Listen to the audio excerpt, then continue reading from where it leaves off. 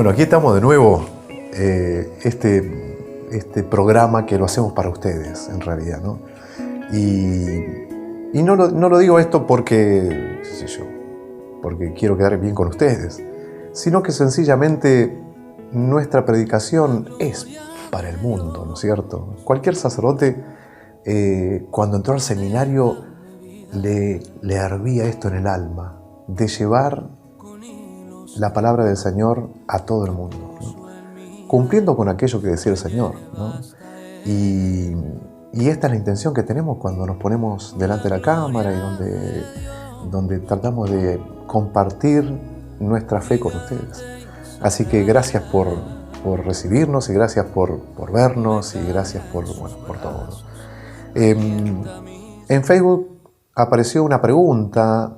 Recordaron ustedes que el programa anterior hicimos la presentación de las chicas guías, ¿no? Las dirigentes de la parroquia San Cayetano que llevan adelante el grupo guía.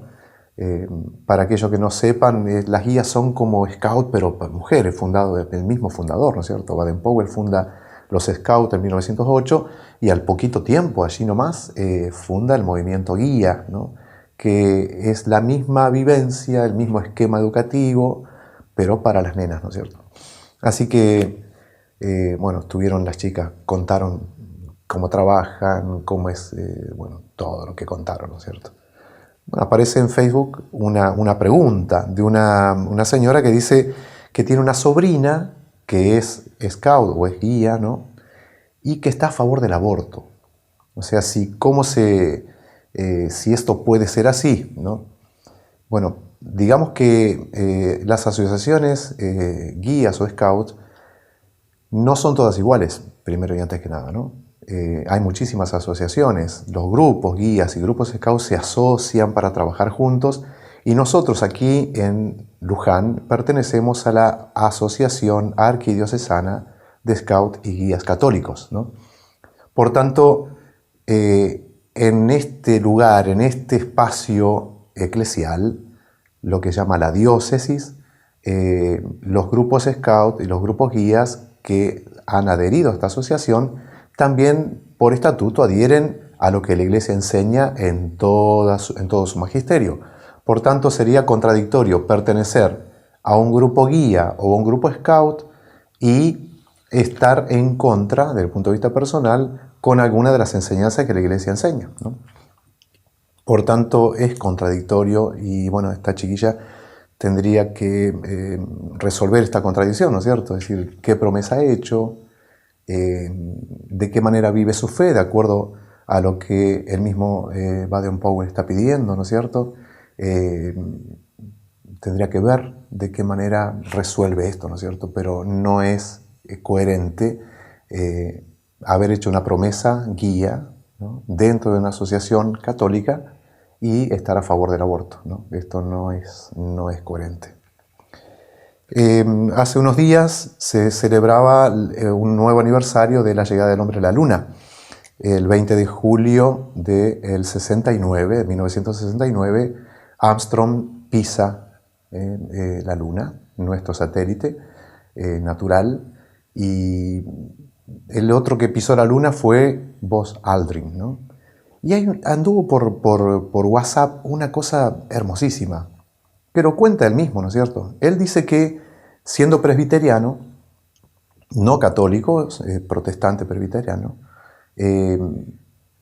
previó y organizó, y también estaba dentro de la organización de la tripulación, que antes de pisar la Luna se celebrase la Eucaristía. Es decir, se celebrase lo que Jesús pide en la última cena, ¿no? Lo que Jesús ordenó en la última cena.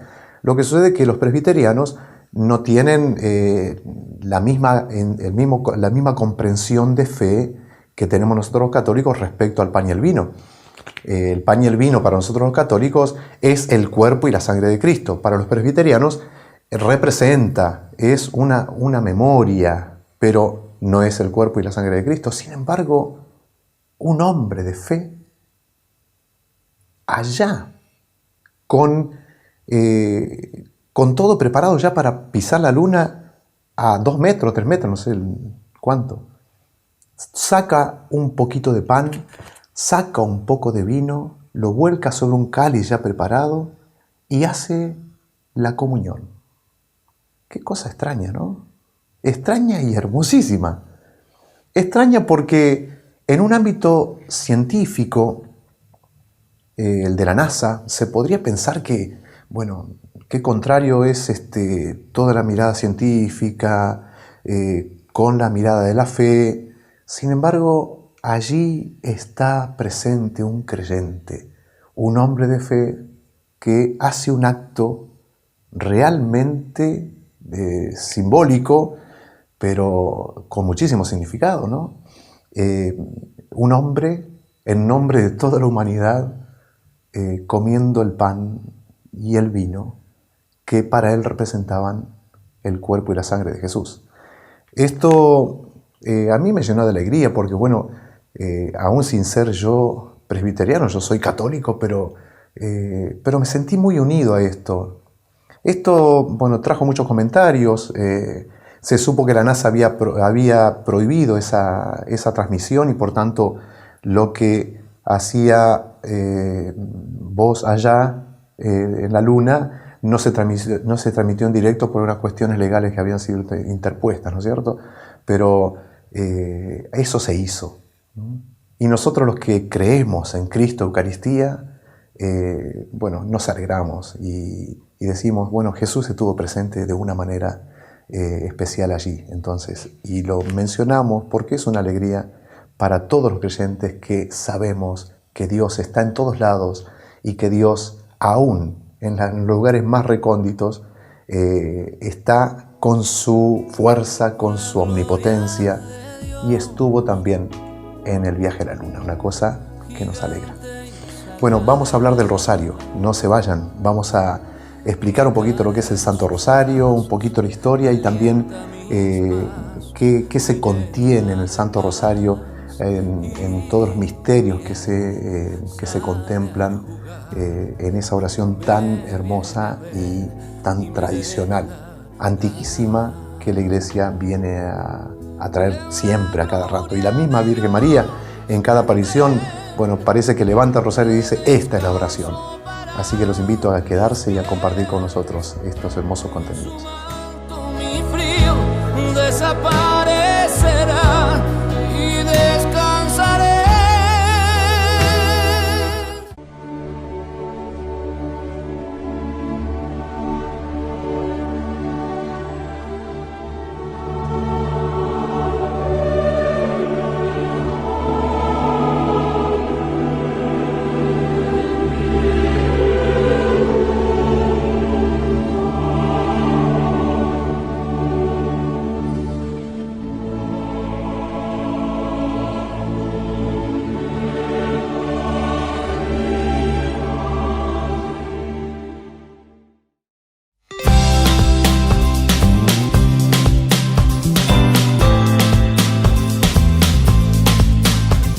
Santos argentinos.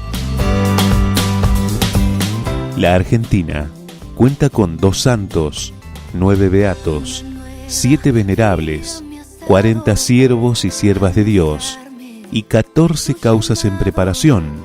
Quiero ser tu instrumento por siempre. En la arquidiócesis de Mercedes Luján tenemos una de ellas. Y aunque el mundo me invite a dejarlo, La venerable Madre Leonor Maturana, quien vivió los últimos 18 años de su vida consagrada al Señor en la ciudad de Suipacha.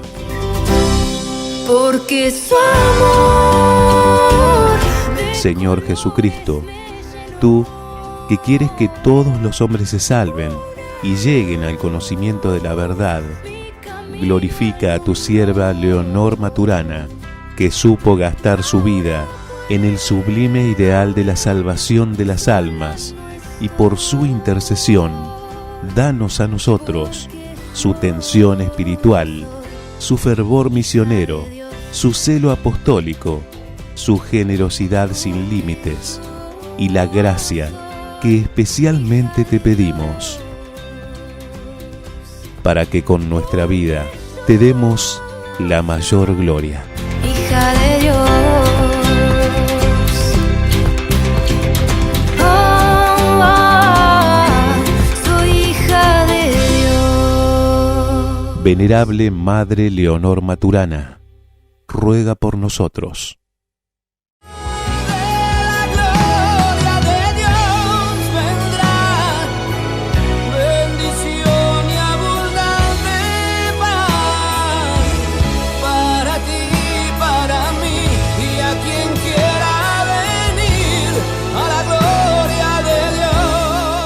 Bueno, aquí estamos de nuevo. Queremos explicar las oraciones. Eso es lo que queremos hacer en este bloquecito, ¿no? Lo hemos hecho ya con el Padre Nuestro, lo hicimos con el Ave María, lo hicimos con el Gloria. Oraciones que conocemos desde pequeños y que por ahí no hemos tenido la oportunidad de pensarlas un poquito a estas oraciones. Con el Padre Nuestro, el Gloria y el Ave María, especialmente el Ave María, se construye o se reza el Santo Rosario. Ustedes lo conocen. Yo aquí traje el mío. Lo conocen, es como una...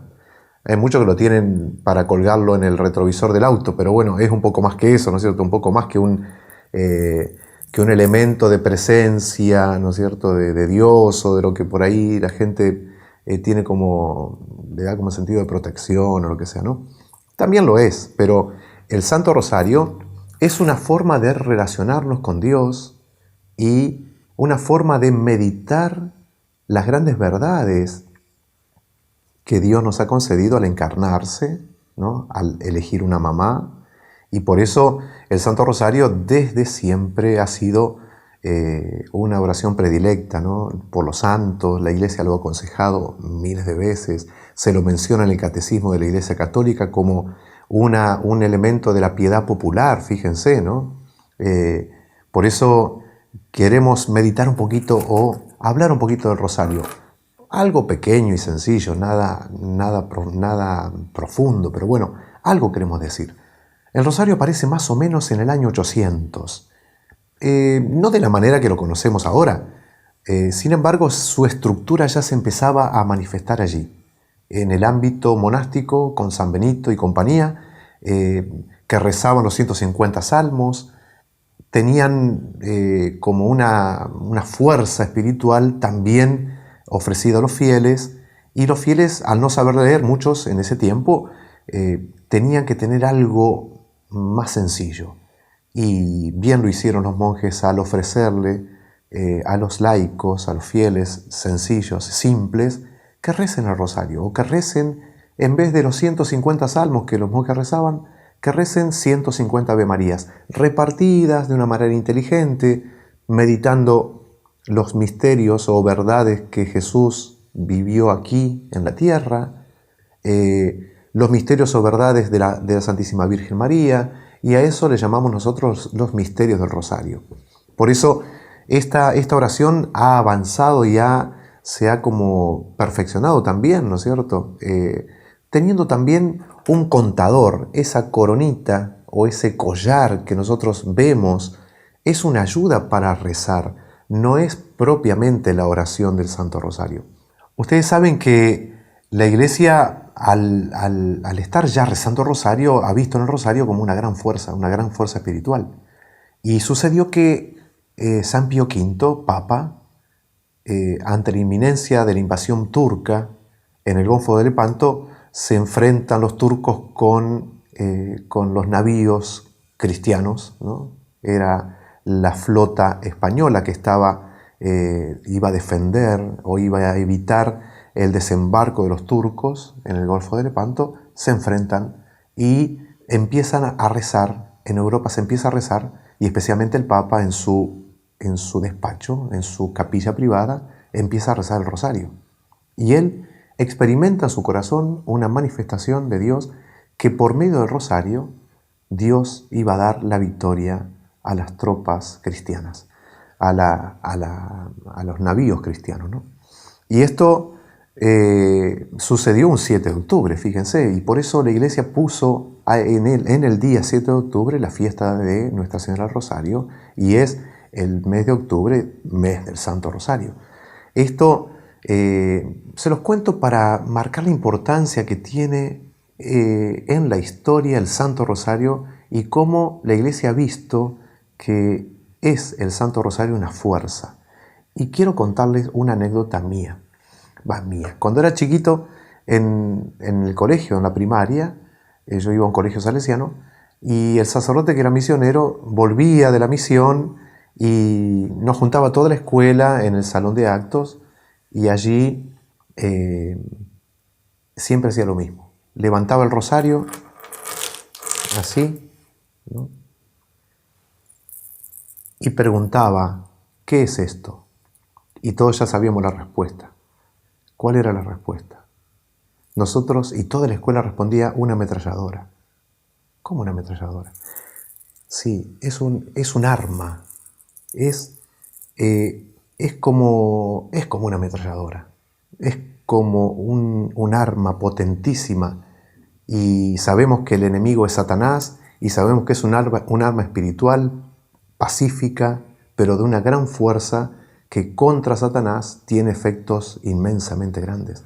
Así que esta anécdota por ahí nos puede ubicar en cómo la Iglesia ve el Santo Rosario, ¿no? Es el arma de la paz. Así también lo ha visto la Virgen de Fátima, nuestra Madre, la Madre de Dios, que se manifiesta a los tres pastorcitos en Fátima, les dice que por medio de la oración se logrará la paz. Y hemos entendido siempre que la oración es el Santo Rosario y sobre todo rezado por la intención de lograr la paz en el mundo, y no solamente en el mundo, sino en nuestras familias y también en nuestro corazón. Bueno, y quiero contarles qué misterios se rezan cada día. Tenemos el rosario, que ustedes lo conocen, que es este collarcito, así le llama la gente, me parece con cierto horror, pero bueno, no es un collar, es un rosario. Este chiquito así representa 5 misterios, y así están divididos en 5 grupos de 10 Ave Marías, divididos con un Padre Nuestro, ¿no? Y al final tienen otras aquí que ya se los voy a explicar. Los días lunes y sábados se rezan los misterios gozosos. Los días martes y viernes se rezan los misterios dolorosos. Los días miércoles y domingos se rezan los misterios gloriosos. Y los días jueves se rezan los misterios luminosos. ¿Qué es un misterio? Un misterio, como les dije, es una verdad. En algún momento se lo he dicho. Es una verdad. Es decir, una verdad que es tan alta que nuestra mente y nuestra inteligencia no alcanza a comprenderlo. Por eso se le llamamos misterios. El Santo Rosario agrupa esos misterios para poder meditarlos, para poder repasarlos mentalmente, para poder contemplar. Y en esos misterios se va como degustando alguna verdad de la vida de Cristo, de la Virgen María. En los misterios gozosos, en los lunes y sábados, se contemplan en el primero la encarnación del Hijo de Dios, en el segundo la visitación de Nuestra Señora a Santa Isabel, en el tercero el nacimiento del Hijo de Dios, Jesús en Belén, en el cuarto la presentación del Señor Jesús en el templo, y en el quinto la pérdida del niño Jesús y su hallazgo en el templo.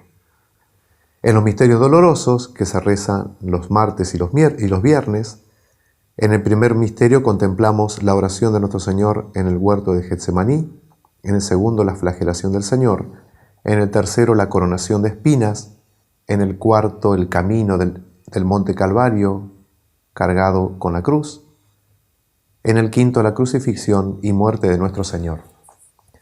En los misterios gloriosos, que se rezan los miércoles y los domingos, en el primero contemplamos la resurrección del Señor, la ascensión del Señor en el segundo, en el tercero la venida del Espíritu Santo, en el cuarto la asunción de Nuestra Señora a los cielos, y en el quinto la coronación de la Santísima Virgen.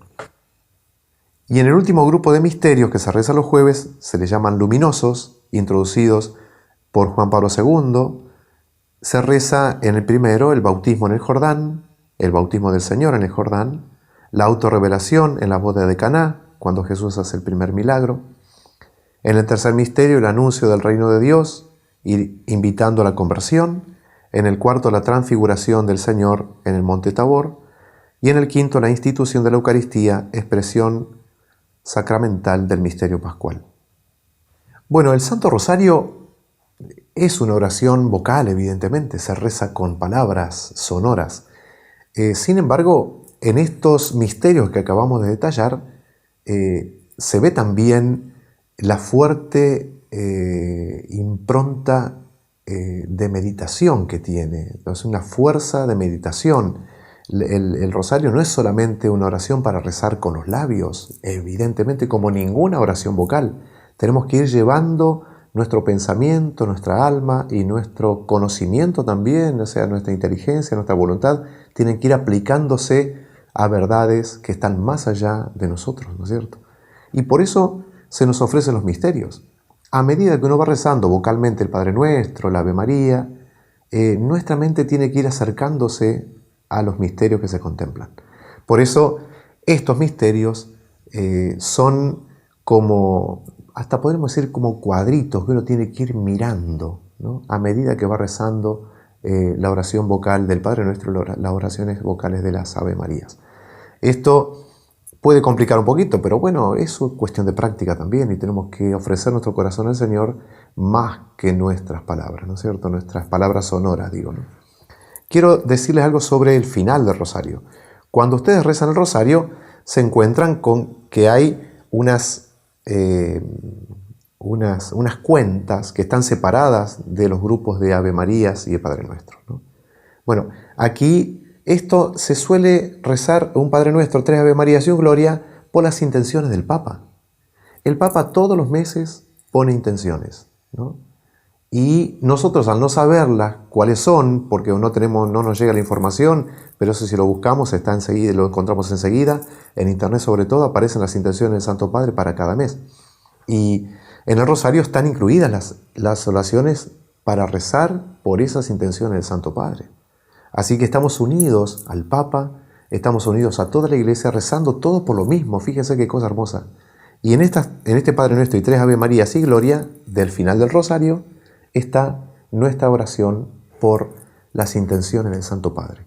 Y unidos a Él y unidos a toda la Iglesia que reza, nosotros somos una gotita más en ese océano maravilloso de oración que la Iglesia hace en todo el mundo. Así que recemos el rosario. Pero Padre, ¿cuánto tiempo lleva el rosario? Bien rezado, sin andar corriendo las Ave Marías como loros, rezaditos sencillos, sin apuros, no más de 20 minutos. 21 minutos, 22, si querés agregar alguna cosita más, no es tanto tiempo. Se nos pasa 20 minutos se pasa con cualquier programa, con cualquier mirada de noticias, hojeando un diario, qué sé yo, tantas cosas que en 20 minutos no es nada, ¿no es cierto? Así que Dios nos conceda poder rezar el Santo Rosario y honrar a la Madre. Ustedes saben que es la oración que la Virgen lo ha dicho en muchas apariciones, es la oración que más le gusta a la Virgen y por medio de la cual concede mayores gracias. Así que a rezar el rosario y Dios nos conceda su paz, que es el gran don que necesitamos. Me llena de paz y miel, sale a jugar cuando me viene a ver y me deja ganar en la gloria de Dios. FM Rex. Desde la ciudad de Luján, provincia de Buenos Aires, transmite FM Rex 96.3, radio afiliada a EWTN, Radio Católica Mundial. FM Rex, una señal que llega al corazón. Regálale a tu amor de pareja una experiencia inolvidable. Porque siempre necesitamos renovar el entusiasmo, El respeto, la alegría, las ilusiones y los sueños que toda relación de pareja precisa para ser feliz. Por eso, viví un fin de semana de encuentro matrimonial. Inscribite en www.ematrimonial.org.ar ematrimonial.org.ar y consulta cuándo es el próximo encuentro en tu ciudad.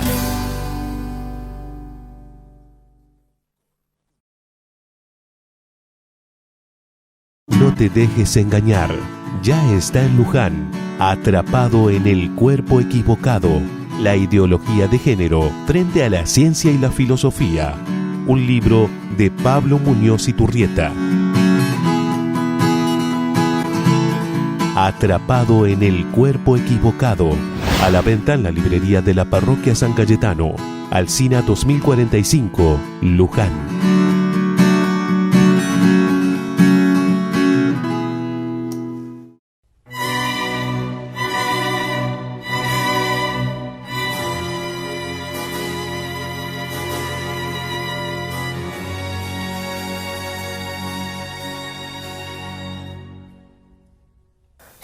Solo en Norteamérica hay más de 60.000 denominaciones de iglesias cristianas distintas. Los siguientes datos son datos oficiales de las mayores denominaciones de sectas cristianas. A los luteranos los fundó Martín Lutero en Alemania en el 1521, o sea, 1500 años después de que Cristo fundó su única iglesia. A los anglicanos los fundó Enrique VIII en Inglaterra en 1534. A los menonitas los fundó Menon Simons en Holanda en el 1543. A los presbiterianos los fundó John Knox en Inglaterra en el 1560. A los bautistas los fundó John Smith en Inglaterra en el 1606. Por otra parte, los metodistas los fundó John Wesley en Estados Unidos en 1791. A los adventistas los fundó William Miller, también en Estados Unidos, en el 1818. A los mormones los fundó Joseph Smith, en Estados Unidos también, en 1830. A los adventistas del séptimo día los fundó Ellen de White, en Estados Unidos, en el 1863. A los testigos de Jehová los fundó Charles Taza Russell, en Estados Unidos, en 1876, cuando creyó haber descubierto el verdadero nombre de Dios, o sea, el supuesto nombre de Jehová. A la Iglesia del Ejército de Salvación la fundó William Booth en Inglaterra en el 1878. A los pentecostales los fundó un grupo de personas en Estados Unidos en el 1905. Pero a la Iglesia Católica la fundó Jesucristo de Nazaret en Israel en el año 33. La palabra católica deriva del griego católicos, que significa a todos, para todos, universal, que es lo que dijo Cristo cuando les mandó a sus apóstoles y discípulos predicar y bautizar a todas las naciones, en el nombre del Padre, del Hijo y del Espíritu Santo. Recordemos que los evangelios fueron escritos en griego. San Ignacio de Antioquía usa la palabra católica en una carta que le dirigió a la iglesia de Esmirna mientras iba camino a Roma, ya en el año 107 después de Cristo, y lo usó para referirse a la iglesia fundada por Cristo. En el Concilio de Constantinopla del año 381 se introdujo oficialmente la nota de católica a la Iglesia Apostólica Romana. San Agustín la utiliza en sus escritos 240 veces, entre los años 388 y 420 después de Cristo. Sin embargo, fue en el Renacimiento cuando se empezó a utilizar con más popularidad la palabra católica para referirse a la Iglesia de Cristo, ya que debía distinguirse de las sectas protestantes que comenzaban a proliferar y que también se autodenominaban cristianas. Pero la palabra católica no es el nombre de la Iglesia de Cristo, sino que el nombre es simplemente Iglesia o Israel de Dios, mientras que católica es una nota, un adjetivo que nos hace saber que es la verdadera Iglesia de nuestro Señor Jesucristo.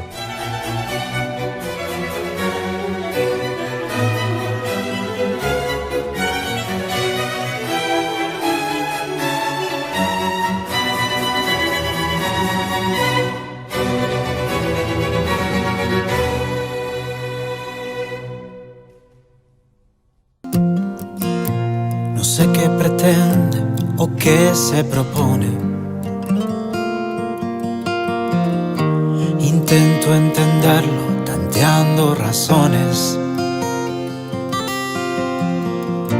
Mas algo no dudo, es más que evidente estoy tan seguro, es el que me tiene. Bueno, y ahora queremos compartir con ustedes esta sección del catecismo. Sabemos que nuestra fe importa también un contenido, y ese contenido tenemos que ir profundizándolo poco a poco. Y esto implica la responsabilidad de cada uno de nosotros en crecer en el conocimiento de nuestra fe. Por eso compartimos con ustedes esta sección del catecismo, que en este caso va a continuar tratando de explicar, entre comillas, lo que es el gran misterio de la Santísima Trinidad. Lo vemos entonces.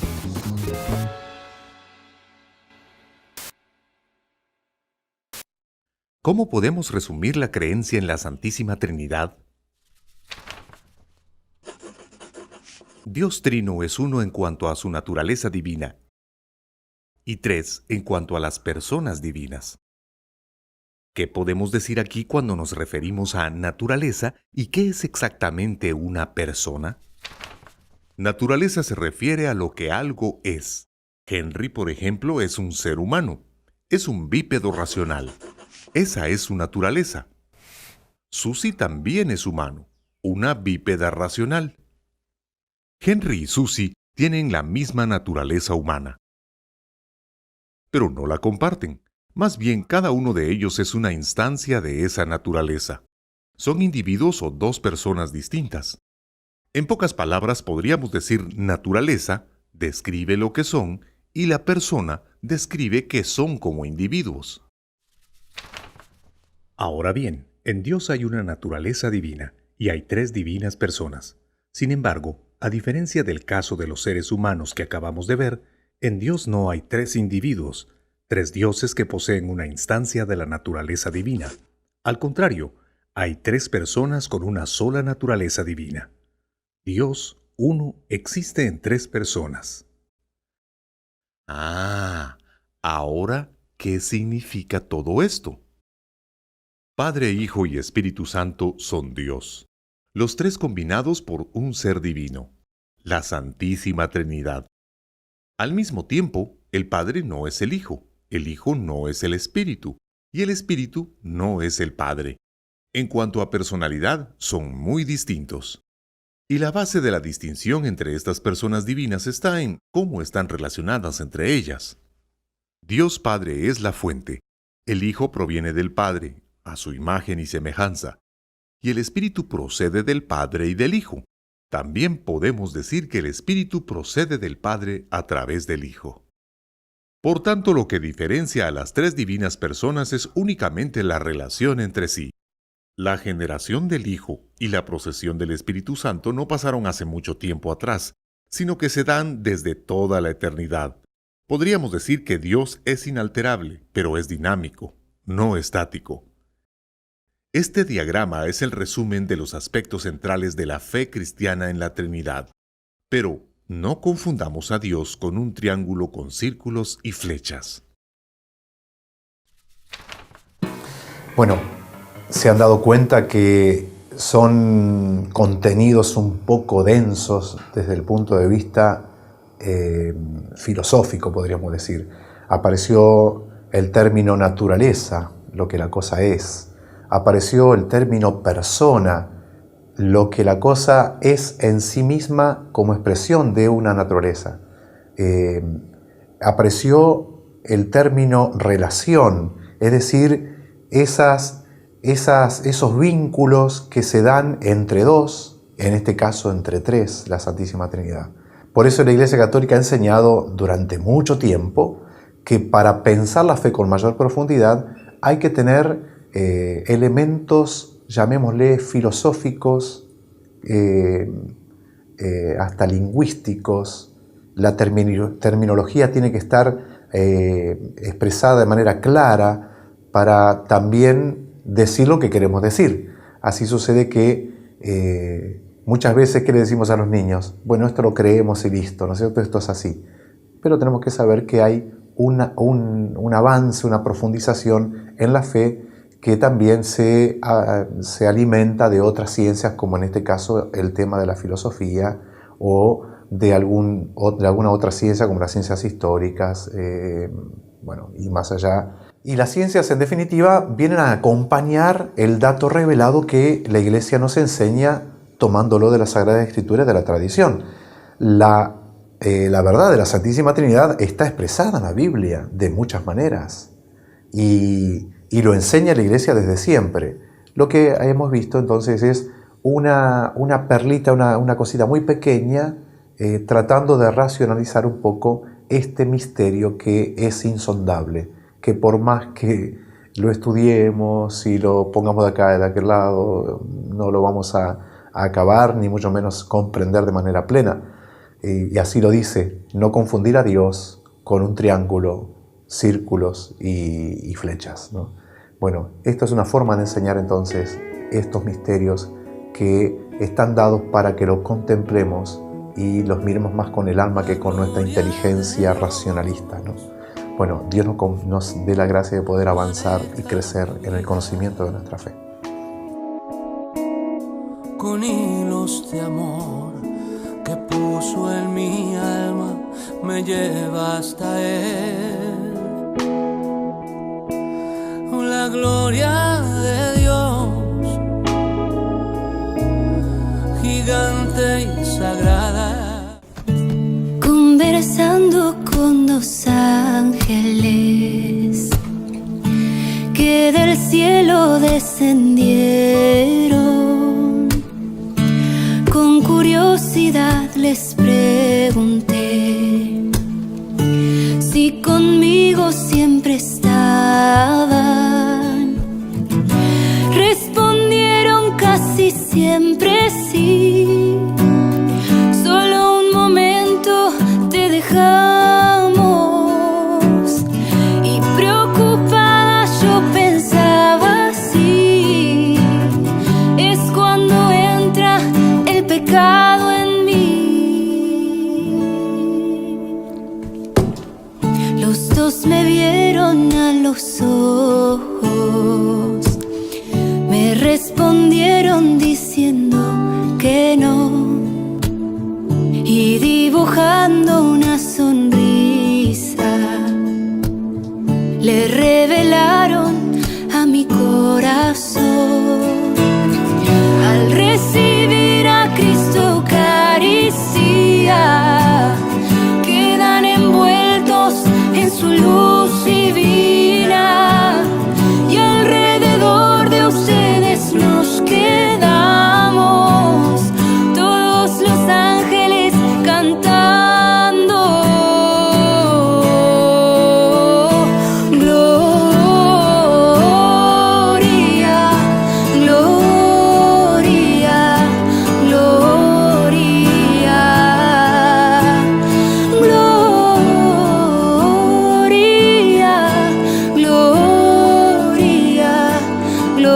gloria, oh gloria, gloria, gloria,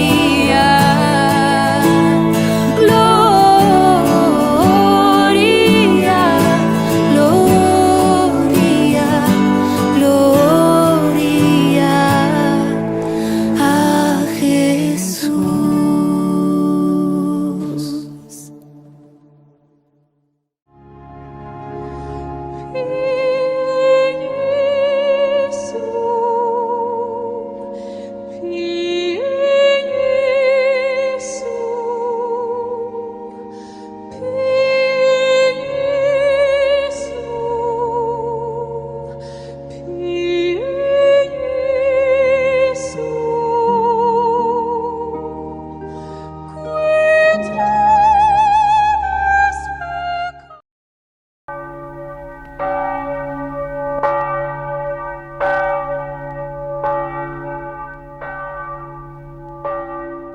Vossa face, Senhor, resplandeça sobre nós. Que Deus nos dê a sua graça e sua bênção, e sua face resplandeça sobre nós. E na terra se conheça o seu caminho e a sua salvação. Aquí estamos con la Biblia, con la palabra de Dios, y siempre yo recomendándoles que participen de la misa, que en la misa vamos a tener el anuncio de esta palabra que vamos a meditar ahora, pero lo van a tener de manera litúrgica, celebrada, ¿no? Y por eso la Santa Madre Iglesia nos invita a participar del sacrificio de Cristo en el altar. En el domingo, por tanto, se nos dan estos dos alimentos, el alimento de la palabra y el alimento de la Eucaristía. Llegar a la misa con la palabra ya más o menos meditada es un beneficio, me parece. Así que por eso comentamos un poquito las lecturas que escuchamos el próximo domingo. El Evangelio que se está proclamando es el Evangelio según San Lucas, y en este caso será del capítulo 11, de los versículos 1 al 23. Un día Jesús estaba orando en cierto lugar, y cuando terminó, uno de sus discípulos le dijo: «Señor, enséñanos a orar, así como Juan enseñó a sus discípulos». Él les dijo entonces: «Cuando oren, digan: Padre, santificado sea tu nombre, que venga tu reino. Danos cada día nuestro pan cotidiano. Perdona nuestros pecados, porque también nosotros perdonamos a aquellos que nos ofenden. Y no nos dejes caer en la tentación». Y Jesús agregó: «Supongamos que alguno de ustedes tiene un amigo y recurre a él a medianoche para decirle: Amigo, préstame 3 panes, porque uno de mis amigos llegó de viaje y no tengo nada que ofrecerle. Y desde adentro él le responde: No me fastidies, ahora la puerta está cerrada y mis hijos y yo estamos acostados. No puedo levantarme para dártelos. Yo les aseguro que aunque él no se levante para dárselos por ser su amigo, se levantará al menos a causa de su insistencia y le dará todo lo necesario. También les aseguro, pidan y se les dará. Busquen y encontrarán, llamen y se les abrirá. Porque el que pide recibe, el que busca encuentra, y al que llama se le abrirá. ¿Hay algún padre entre ustedes que dé a su hijo una serpiente cuando le pide un pescado? ¿Y si le pide un huevo, le dará un escorpión? Si ustedes que son malos saben dar cosas buenas a sus hijos, cuánto más el Padre del cielo dará el Espíritu Santo a aquellos que se lo pidan». Palabra del Señor. Ustedes saben y se darán cuenta que esta lectura nos invita a hablar sobre la oración. En la primera lectura que vamos a escuchar este domingo, la que acompaña al Evangelio, la lectura del Antiguo Testamento, está tomada del Génesis, en aquella partecita en la cual Abraham le suplica a Dios por una ciudad bastante particular, Sodoma, que después fue destruida por el Señor. Abraham le pide al Señor de manera insistente que no destruya la ciudad. Si hubiese allí algún justo, si hubiese 10, 5, empieza con más números, más cantidad, ¿no? Y bueno, Abraham ahí se lo ve insistiendo y pidiendo por la salvación de esa ciudad, al menos por la justicia de un hombre, ¿no? El tema de la insistencia. ¿Vieron que somos de cansarnos en la oración? Pedimos una vez, nos ponemos de rodillas una vez, 2, 3. Sin embargo, en la primera lectura que escucharemos este domingo, se nos marca la insistencia. Debemos insistir, debemos medio cansar un poco a Dios si va el caso. Lo dice el mismo Jesús hace un ratito, ¿no? Se lo acabo de leer, cuando habla del amigo, ¿no es cierto? Dice, cuando uno va a pedir algo, si uno insiste, posiblemente reciba. Y así sucede también con Dios. Tenemos que insistir. Esa insistencia está fundada en la fe y en la confianza de que Dios me va a asistir, Dios me va a cuidar, Dios me va a conceder eso. Ustedes dirán, pero yo insistí en un pedido y Dios no me escuchó. Yo insistí por la salvación y la sanación de esta persona, y esa persona se murió. Yo insistí rezando para que me conserve el trabajo y después me echaron. Yo insistí. Miren, la insistencia no se refiere a los dones meramente terrenos. Ustedes dirán, pero padre, no me diga eso.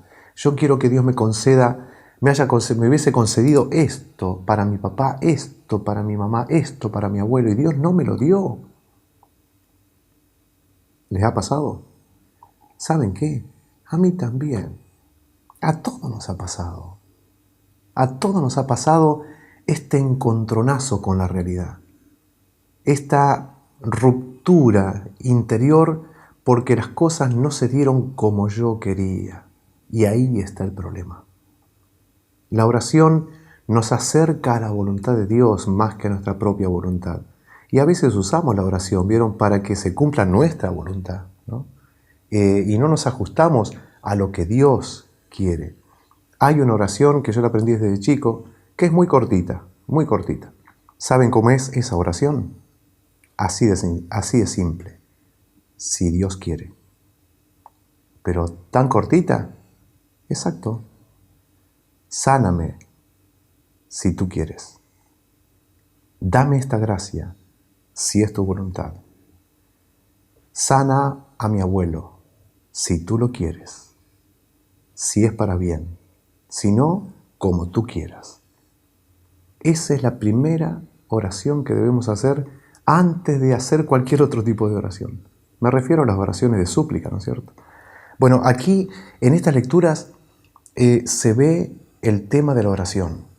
Se nos expresa cómo nuestro Señor Jesucristo enseñó el Padre Nuestro a sus discípulos, por tanto a nosotros.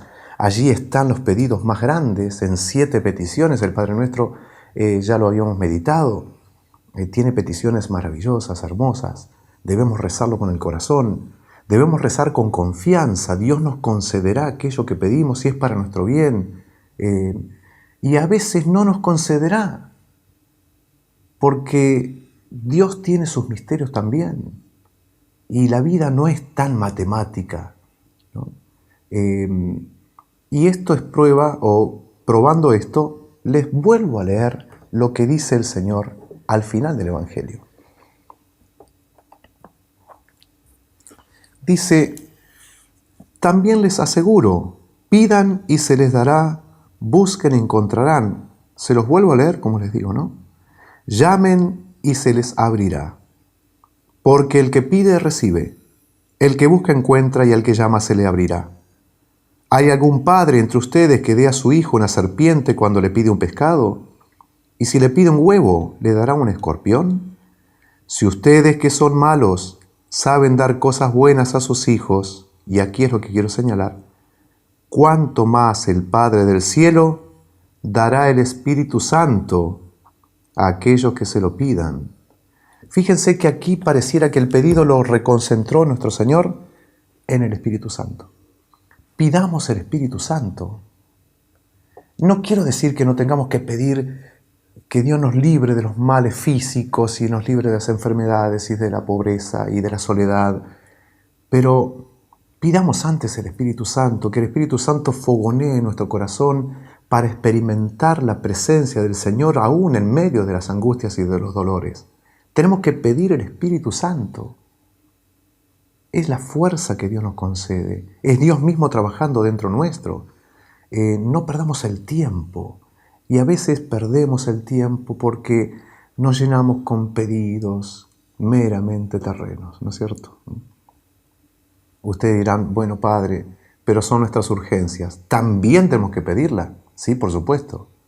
Pero pidamos lo grande, pidamos lo que nos llene el corazón, pidamos el Espíritu de Dios, que venga en nosotros, que more en nosotros, que viva en nosotros, y que desde esa fuerza podamos enfrentar lo bueno y lo malo de la vida terrenal. Así que en estas oraciones, en estas lecturas se nos habla de la oración y de los contenidos propios de la oración, que debemos insistir y que debemos tener una gran fe para rezar y que tenemos que tener una gran paciencia, ¿no es cierto? ¿Cómo hay que pedir? ¿cómo se puede hacer una oración perfecta? Una oración perfecta debiera tener 3 condiciones. Tiene que ser hecha con muchísima fe, ¿no? Confiar en Dios. Tenemos que insistir, ¿no? Tenemos que ponerle ganas y no abandonar las oraciones, no dejar el tiempo de oración que le hemos concedido, no abandonarlos por cualquier tontera, por cualquier pavada. Tenemos que insistir y ser constantes. Y tercero, tenemos que ser humildes.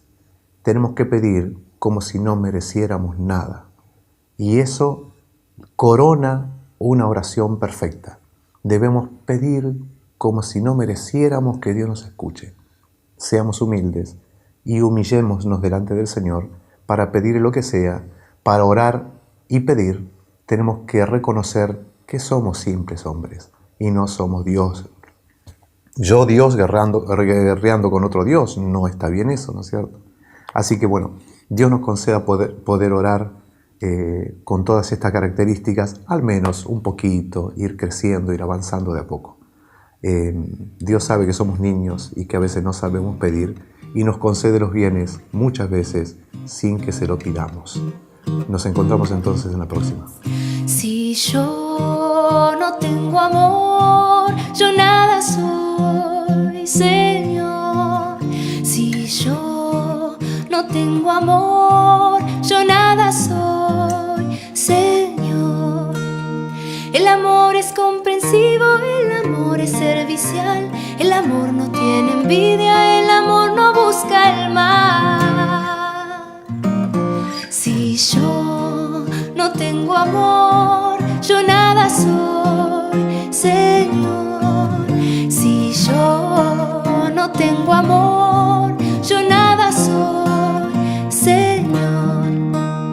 El amor nunca se irrita, el amor no es descortés, el amor no es egoísta, el amor nunca es doblez. Si yo no tengo amor, yo nada soy, Señor. Si yo no tengo amor, yo nada soy, Señor. Nuestra fe, nuestra esperanza junto a Dios terminarán. El amor es algo eterno, nunca, nunca pasará. Si yo no tengo amor, yo nada soy.